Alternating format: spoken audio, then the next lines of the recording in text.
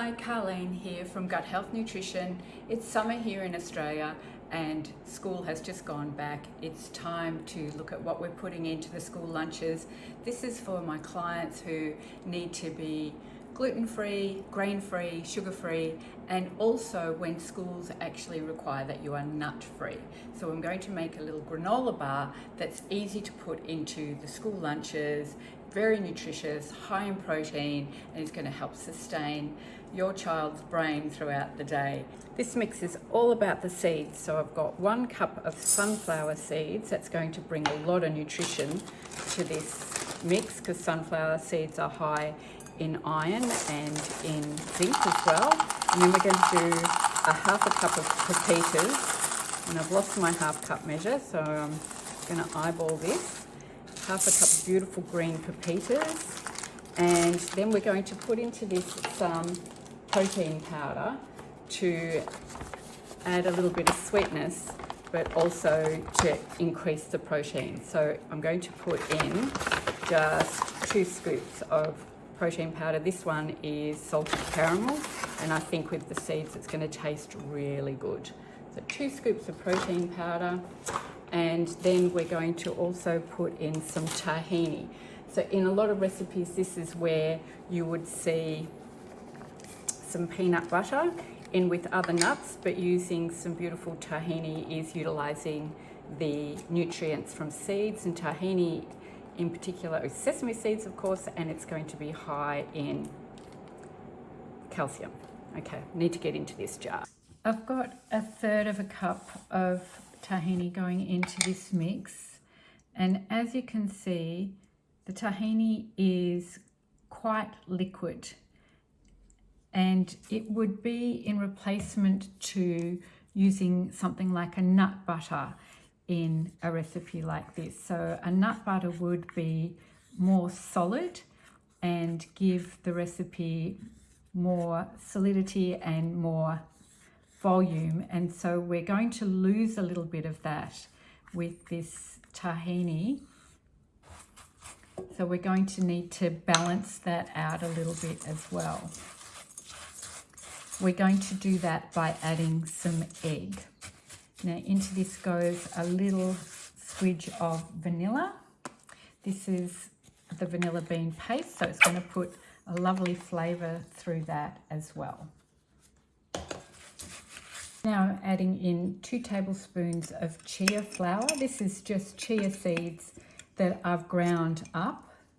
So it's basically the seed. And 2 tablespoons is going to provide not only that seed and the nourishment and fibre from that seed, very high in soluble fibres, but it's also going to help bind this recipe as well. Now chia can be quite drying, so we need to make sure that we balance the moisture. There's a lot of seeds in here, so there's lots of beautiful oils. We're just going to add a little bit more moisture with the egg that we add.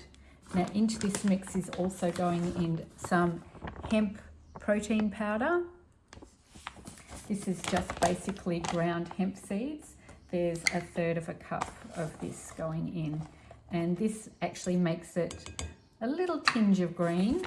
That's okay because we've got a bit of green happening with the pumpkin seeds, and we've got a bit of other colours, flecks and colours in this, so it's going to look really healthy and nutritious. That's getting quite dry. Time to add the eggs. So I've got 2 whole eggs going in as well. This is going to not only bind it, but give the whole recipe a bit of stretch, so it's not really short, which means that when you bite into it, it doesn't just crumble away and fall apart in your hands, which wouldn't be good in the schoolyard. It would mean most of it would end up in the playground and not inside your child. So that's going to really bind that up nicely and give it some good stretch. The last thing that I'm adding to this mix is just a handful of the sugar-free no-chew chocolate bits. going to add beautiful sweetness and that fleck of chocolate every now and again. So we want to get that evenly distributed when we put that into the tray.